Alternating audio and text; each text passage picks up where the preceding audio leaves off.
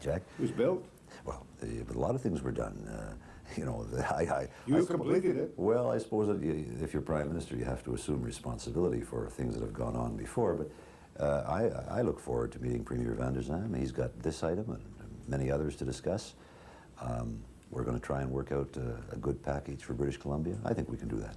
When one looks at all the work in the eastern shipyards given by the Liberal regime, why can you commit yourself in our distraught shipbuilding industry to let the lowest bid from Victoria build the $500 million icebreaker? Well, all of the shipyards in Canada, Jack, are having great difficulty. We've got an awful lot of shipyards across the country, unlike, for example, the Japanese and the Koreans, who have rationalized it into 2 or 3 major yards across their country, we have many more than that in operation, and it's caused, as you know, we have serious problems. Should British Columbia, and should there be that kind of an instrument in British Columbia? Yes. Should British Columbia get its fair share of this important procurement? Yes.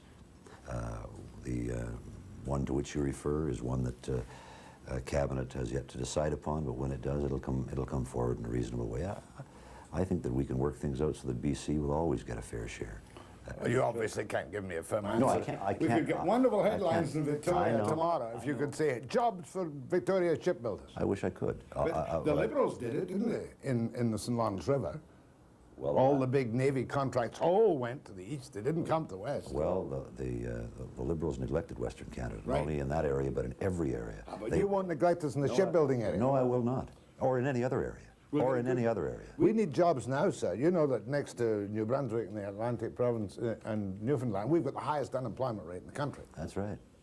But you also know, Jack, and I know it's cold comfort, but that since we've been there, less than 2 years, unemployment in British Columbia has come down almost 3 percentage points. We're making progress, substantial progress. Come down from 15-something to 12.8. But it's 3 points, Jack, in less than 2 years. We've got 24 ghost towns in the making, Mr. Mulroney, if this countervail goes on. Well, there are 2 things. You say, if the countervail goes on, this is what Premier van der Zalm and I are determined shan't happen. If we can do that, I think we've done a great thing for British Columbia. But are you not? On the other thing, moreover, we can prevent the ghost towns from emerging on the one hand, and secondly, the trade thing opens new opportunities for tremendous prosperity for a resource-based economy such as British Columbia's.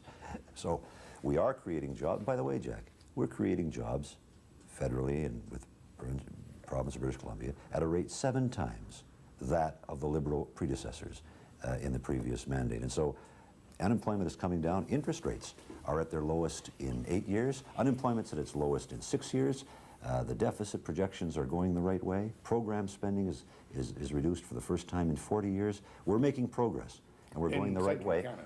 Everywhere. I indicated to you, Jack, why do you say that? Because I indicated to 6% unemployment in Toronto. Well, yes, but it's 25, 30%. Newfoundland. And here in Kamloops and elsewhere. Yes, but the average in British Columbia, Jack, is down 3 points since we got there. If we can do this every 2 years, surely you'll agree we will have done a Is good that job. not pure happenstance? Well, Jack, when things go bad, they say it's Mulroney's fault. When things go right and there are good things happen, they say it was just luck. I think that's sort of unfair, and I think you'd agree with me. Well, like you said, I shall avoid answering the question. Old W.A.C. Bennett started out as a great, bash the Easterners. Bill van der Zalm started the same way. He's now saying 3.5%, we only get 3.5% of federal contracts and we've got 10 to 12% of the population. We give you $600 million and you give us a mere $30 to $40 million back. Is British Columbia, in your view, cheated out of its fair share of federal monies by Ottawa? No, it's not. Has British Columbia in the past received at all times its fair share at all government departments? The answer is no, and that's what we're trying to correct. But my job as Prime Minister is to make sure that fairness prevails, that British Columbia is fairly treated. Look at Jack, there are going to be times, various departments or programs, where BC or Quebec or Newfoundland will not get its fair share. That I know. At the end of the day, it is important that I make that up, that British Columbia always come out on the side of fairness, and that's what we have done. If you were to go for an election right now, if you go by the polls, almost any poll should be defeated. certainly in the West, where people don't like you as much as they like that incredible fella, John Turner, with all the knives in his back. Well, they like him better than they like you. Well, I don't know what poll you're looking at, Jack. Great selections of them. Well, I know they're coming out our ears. Look, there's going to be no election. We're doing pretty well for a government that's been there for 2 years.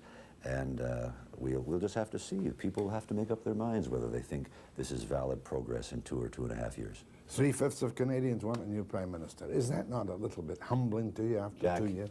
the day after I won the biggest majority in the history of Canada, the headline could have, because we got 50% of the vote, the headline could have been 50% of Canadians want a new Prime Minister. But what happened to you? I mean, your image is brilliant as ever, but it must be chippy around the edges and people would not be kicking you in the polls. Well, What did you do wrong, sir, with respect, deference, and humility?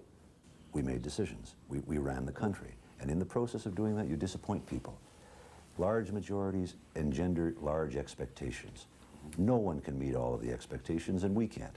And as long as governments are composed of human beings, you're going to have problems and errors. And so when you decide, you govern. When you govern, you can make some mistakes, and you can also cause those expectations not always to be met. So I realize there's disappointment out there, some legitimate disappointment. But we'll have to see whether at the end of the day, have we done a good job for Canada? And I think the response will be affirmative. One final question on the trade talks, sir.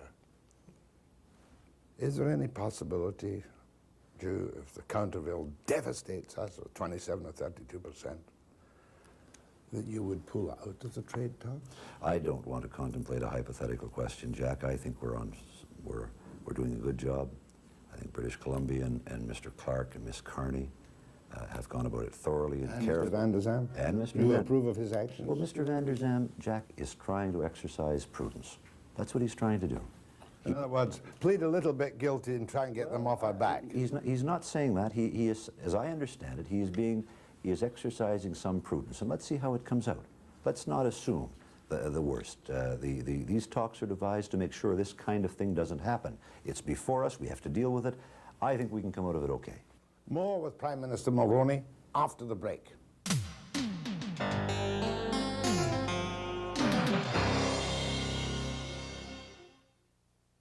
One of the really black marks against you right now has been the handling of Bosley.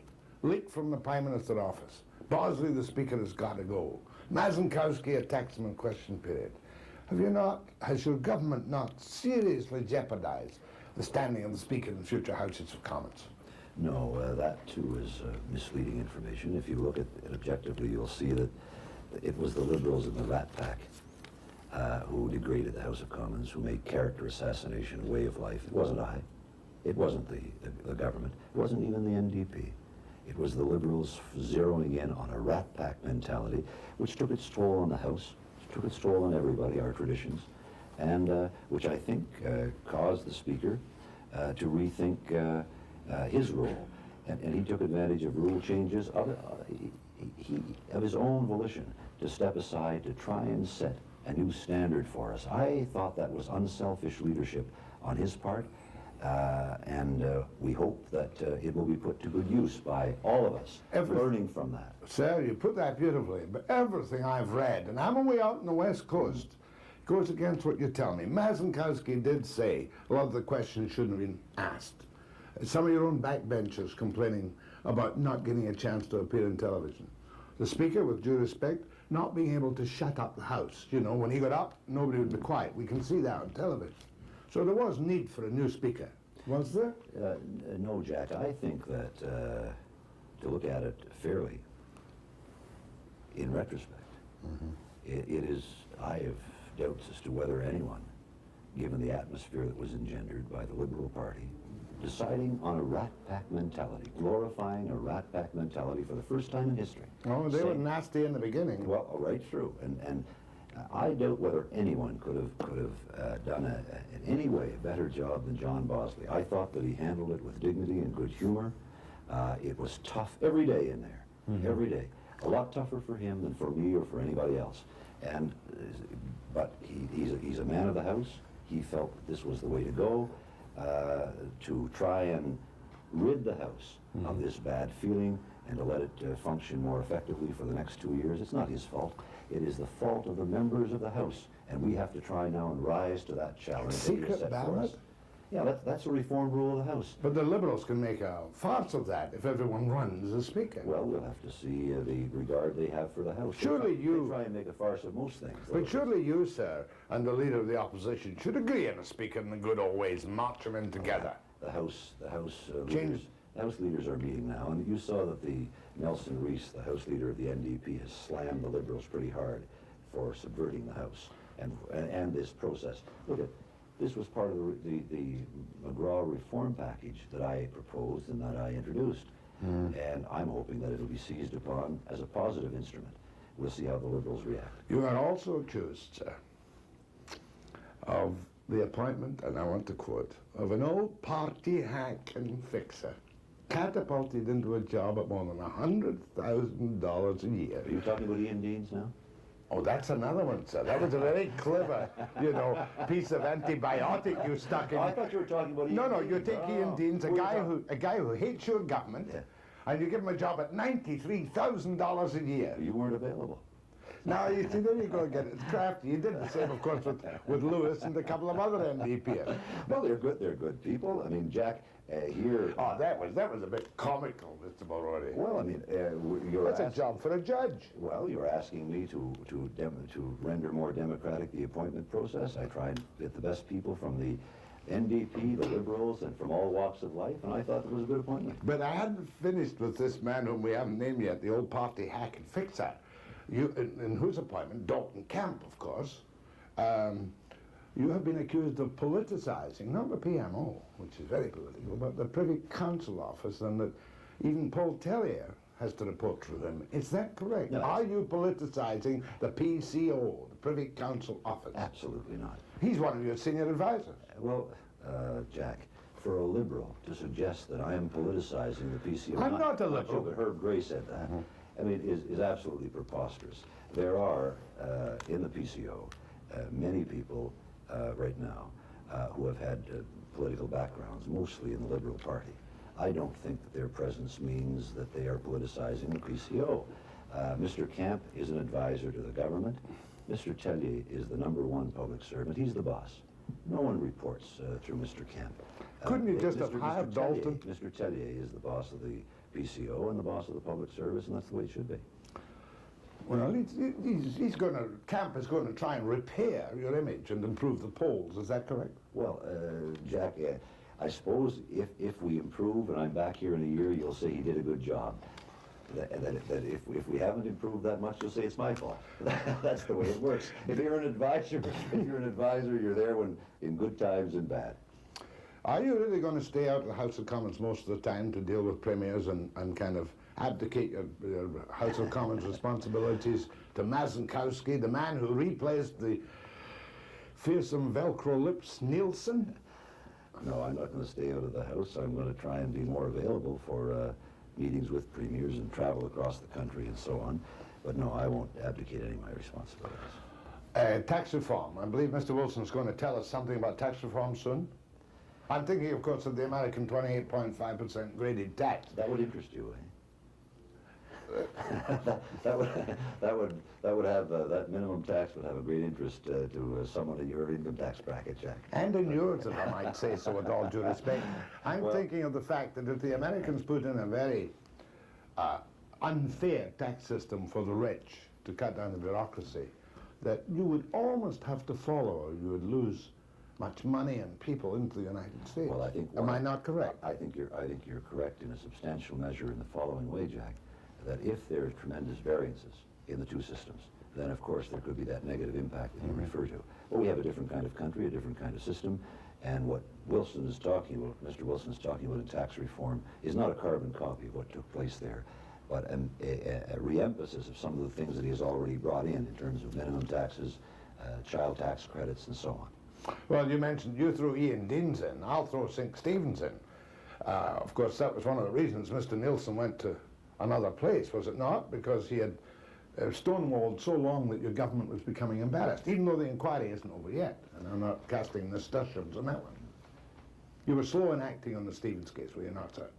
Well, I suppose in retrospect, Jack, when things always don't go well, you could say that if you had your druthers, you do something differently, obviously. An accusation was made. You see, this is a new element that has occurred in political life. The accusations of conflict of interest. It's not limited to the federal parliament. David Peterson, the Liberal Premier of Ontario, lost 2 senior ministers under the accusation. They're presently being investigated. Howard Pauley, the NDP Premier of Manitoba, lost a senior minister on an allegation of conflict of interest. One has been made about Sinclair Stevens. I think the challenge is, how did Mulroney respond to it? Did I try and hide it? No. I appointed a Royal Commission of Inquiry, and I said to the Royal Commissioner, hire whomever you want as counsel.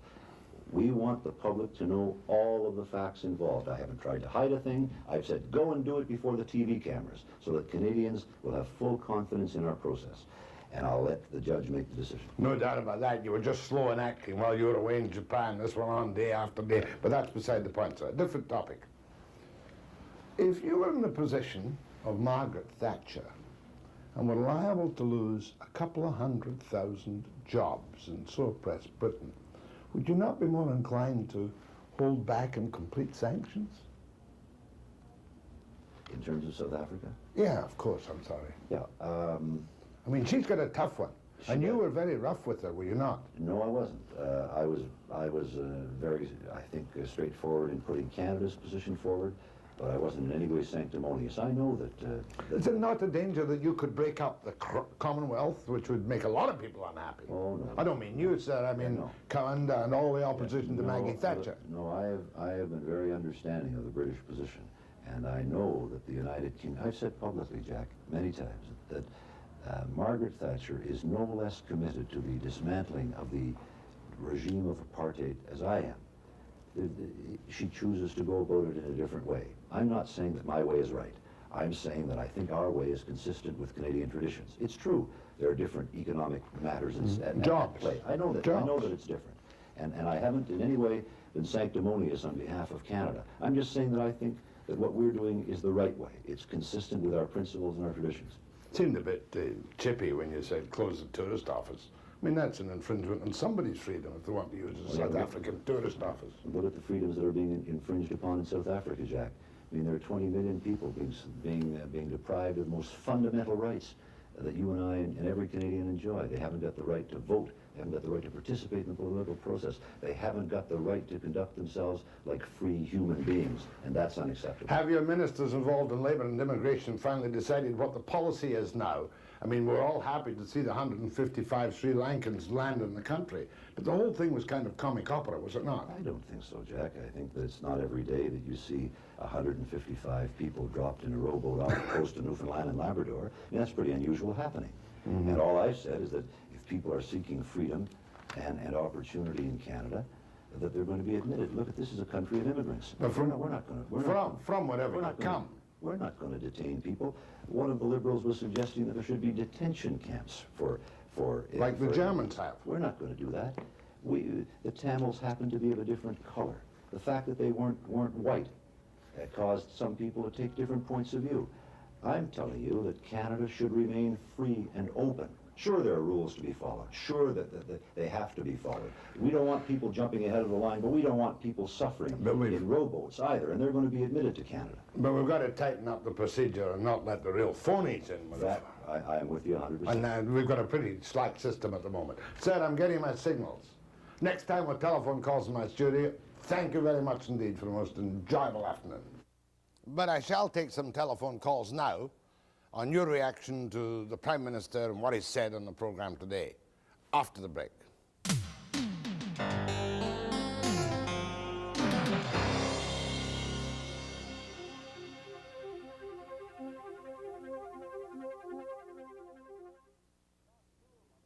A couple of things the Prime Minister told me. Not true about 150 million in Manicouagan. Not true about the twinning of English ministers with Quebec spokesmen. A little bit defensive in places, but he was in good form. Give me a brief comment on what you thought of the Prime Minister. Well, listen, yeah, he said that 155 million is not true, but you notice he didn't also give you the figure that he thinks is the true figure. No, I asked him, but he didn't. Very good. Well, now, listen, Jack, I thought you went a little light on him. I call him Governor Mulroney, especially in his response to everything the Americans ask for from this country. And I'll give you three specifics. Go on. The pharmaceutical thing. This countervail on the lumber, that was specifically taken out of the free trade talks. Right. That was cut loose from the free trade And the third talks. one? You know that. We were talking about special envoys and everything And else. the third one? And then the other thing was the Boeing. When we sold. I didn't have time to get into all of that. I couldn't get into the pharmaceutical. I didn't have time to go into details on the Challenger, the Boeing, or even Bombardier. I threw in a bit about the subsidies for the auto plant. Because you got to keep it moving or you bore people to death. Go ahead, please. Hello, Jack. Yes. Yeah, you forgot to ask him if he was a CIA agent. I hate these stupid calls. Go ahead, please. Oh, Mr. Webster.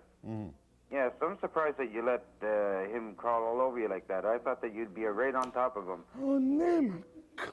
Well, he blames the Liberals for everything. It's always I asked the him Liberals, the every Liberals. single question Over in the 2 book. I years- can only ask the questions. I can't force him to answer. I thought he showed considerable adeptness. I tackled him on the icebreaker. I tackled him on the inequalities. I tackled him on the stumpage where I think somebody in Victoria made a mistake. I tackled him on a dozen things. I can only ask the questions. I can't say, answer my question. I must maintain a certain level of couth. My goodness gracious me. Because I got to watch my language. Go ahead, please. Hello? Yes. Jack, yes, you did quite well, I thought. There was just one thing that really bugs me. I wonder why all the factories and the plants, etc., happen to get their contracts and their buildings and the businesses put into the largest vote block provinces. I put that to him, too, that I said it was endemic in this country that you controlled Quebec and Ontario and the hell with the rest of it. Go ahead, please. Yeah, hello, Mr. Webster. Yes. I thought you did a good job with Mr. Mulroney, but I was wondering if we shouldn't be bringing up funding for Vancouver's port and autonomy over the same port. I think we have a measure of autonomy now under Ports Canada. I'm still working on the problems in Ports Canada. I know there have been great difficulties that Mr. Huntington of Ports Canada, the chairman, has had many problems, and I'm working on a story about Ports Canada, which I hope to give you soon. If I had asked him, he wouldn't have known any of the details at all. Go ahead, please. While you were talking to the Prime Minister, since I didn't think we were going to have any phone calls, I phoned the office of a cabinet minister in town about the countervail on lumber, and I was told that, in essence, we just had to support the rest of the country as well. We couldn't look at it in narrow terms as British Columbians. We had to look at it in wide terms as Canadians. I still think Mulroney isn't coming clean when he's being interviewed. Well, he certainly lacks some specific responses in all respect, I must say that. Yeah, that's all I want to say, Jack. Thank you very much. Go ahead, please. Hello, me? You, ma'am. Yes. I thought it was a very good interview. I thought you certainly did very well as an interviewer, and I like Mr. Mulroney's response. I think it was very good. One happy Tory. Thank you very much indeed. Go ahead, please. Hello. I was listening to your interview. I thought you did very well. And what I'd like to say is that Prime Minister Mulroney did not answer the question specifically. I am a shipyard worker. I have been waiting for this contract. I have been in negotiations for it. We have a good product. And you're the low bid in Victoria? No, in Vancouver. You people have made a mistake on that. I thought Pacific Shipyards were the low bid on the whole thing. Versatile Pacific is the low bid. They have 2 yards, North Van and Victoria. Well, I tried hard to get him to say, but all he would say was a fair share, because even I'm alienated about all the cruiser work and the corvette work that went to the shipyards in Montreal when we got a smidgen only. Yes, And we are that's what- presently building Liberal projects. That's right, and it may well be that my approach to him will make him realize that there's got to be a better than equal share for British Columbia's shipbuilding industry, or we will not have one. That's definitely true. There are other things that they are not helping with. That's the subsidies were removed by the Liberals. The Conservatives have not put it back on.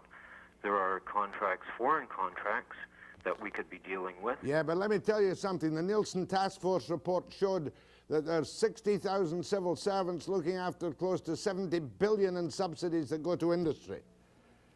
If you use the money for the industry instead of the civil servants, in that case it might be a good thing. Go ahead, please. Mr. Webster. Yes, sir. How are you doing, sir? Good. Good, good. I'd like to make one comment. You made a comment about South Africa and the sanctions that Canada was putting on South Africa. Well, you should have asked Mr. Mulroney, being our Prime Minister, why doesn't he go to South Africa? Why doesn't he basically go there himself and see, instead of having somebody like Joe Clark that will turn around and stop the tourism from coming from South Africa? I pointed out to him quite clearly that this business of closing a South African tourist office didn't impress me a hell of a lot, a great deal. Go ahead from Qualicum. Good afternoon, Mr. Webster. My name is Cliff Morgan. I'm a Welshman. I lived in Canada 5 years before coming to Canada. I lived in Eastern Europe, Russian places like that. I know a lot about foreign trade. What's your comment? Could you ask Mr. Mulroney why Canada lost the grain contracts? The big grain contracts? Well, we did lose the big grain contracts. Not lose, we're under very heavy competition from the Americans who are subsidizing their grain to depression Canada prices. Subsidize the Russian contracts much better and get the trade for Canada. I'm a pulp and paper man, but I feel ashamed that Canada should lose it to the Americans. Thank you. Go ahead from Sycamus. Mr. Webster, does Mr. Mulroney think that he and his ministers are really smart enough to outwit the Americans on free trade? Because I don't think he is. I think the Americans are going to come out on top no matter what they do. Well, and I would like to comment also that if the Liberals, the Conservatives, and the NDP spent as much time in the House trying to get along for the good of Canada as they do running the other parties down, we could be living in heaven. Thank you, ma'am. I'll hang up and listen for your reply.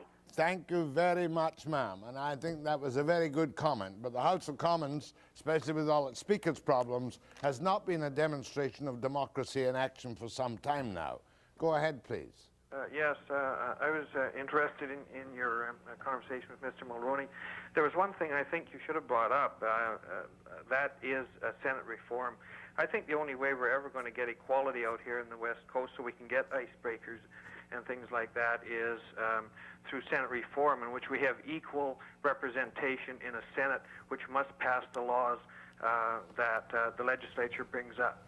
Well, I think you have a very good point, and one day we'll get one whereby there is regional representation in the Senate. Thanks for your call, sir, but you can't cover everything on your one-shot interview. Go ahead, please. Hello? Yes? Yeah, I was amazed at how the Prime Minister would change a specific question into a broad answer and a broad question into a specific answer. That's one of his skills, if you call it a skill. Very much so. But My comment. Thanks for your observation. Bye-bye. We'll leave that. I'm glad I got a sample of what you thought about it. Next, I'm going to have a short, sharp interview with Gim Huey, the man, the giant killer. You know, it really was astonishing to see Carol Taylor, obviously a very attractive and well-known candidate, being dumped by the NPA delegates yesterday. Mr. Huey's up next, after the break.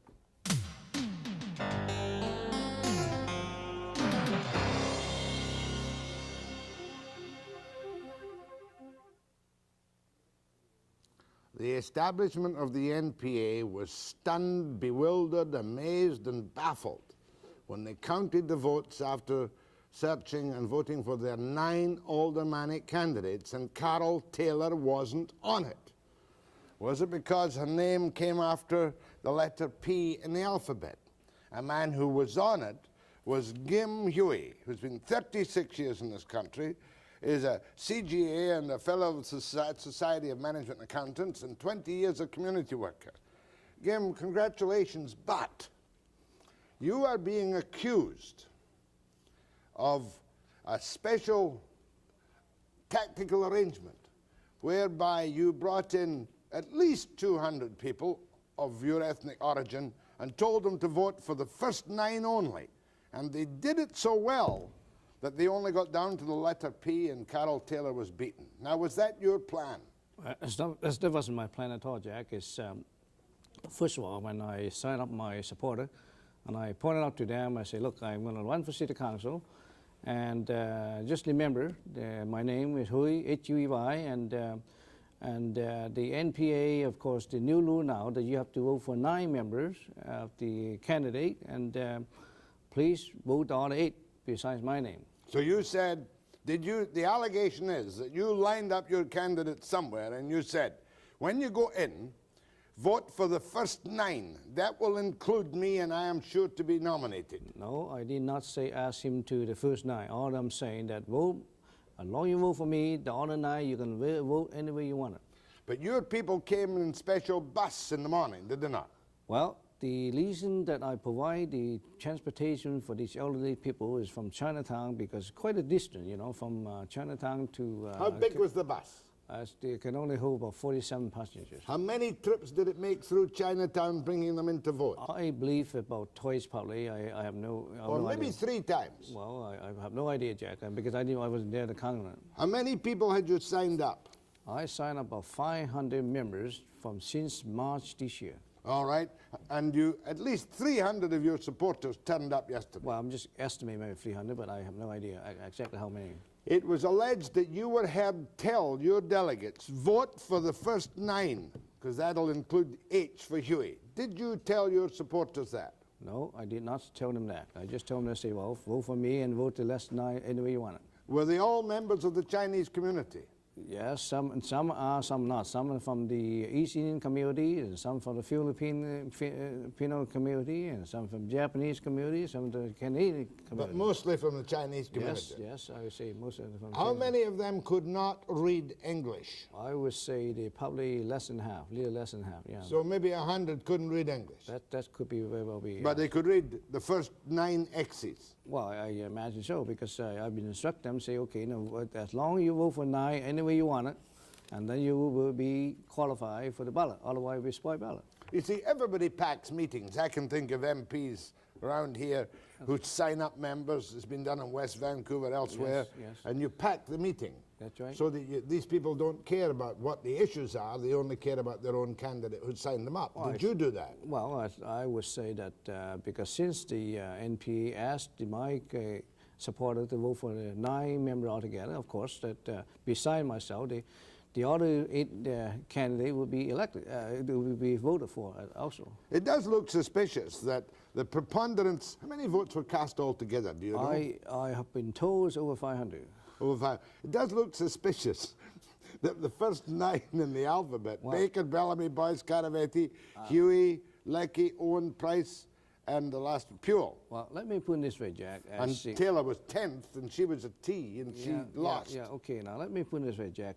I think in any election, I think the name appears in the ballot, top of the list. Top list usually done better, because, just only plays logic of people, see, well, gee, why, some people say, why should I have to choose what's the best 9, just go by.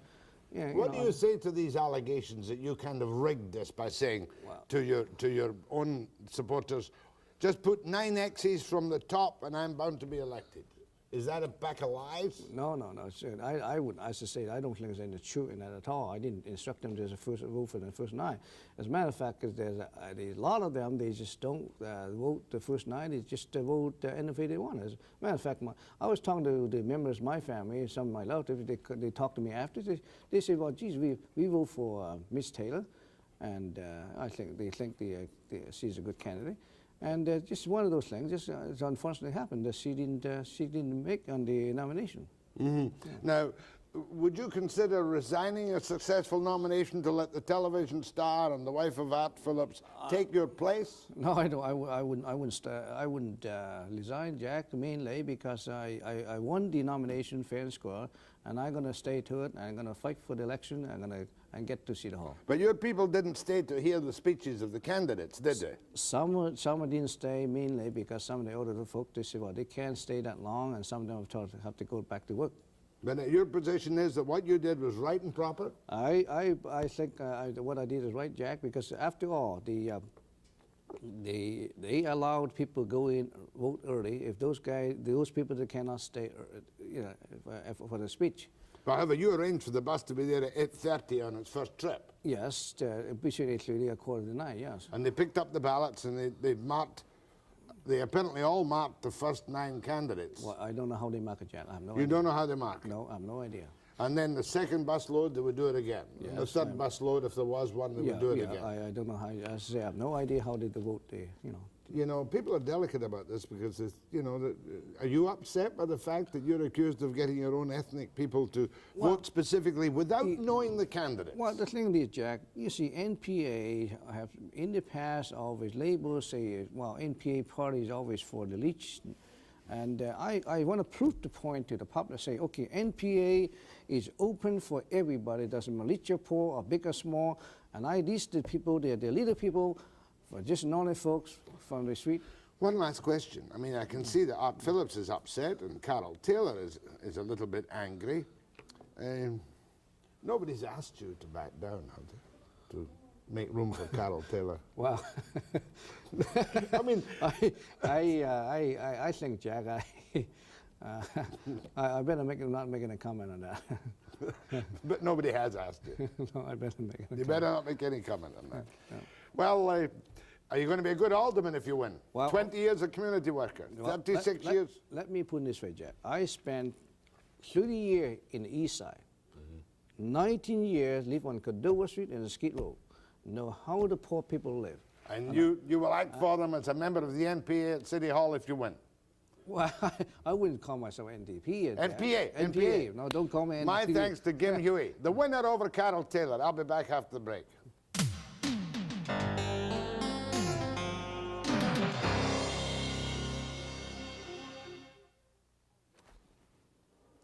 Well, I enjoyed the interview with my Prime Minister. I hope you did. Tomorrow I'm going to start a serious series on Indian land claims in British Columbia. Not just the usual Webster hyperbole, but what the claims are, where they are, and what the reasonable settlement is in the eyes of all the various tribal groups in British Columbia. That and other things. Webster tomorrow, 5 p.m. Stay tuned for the news hour.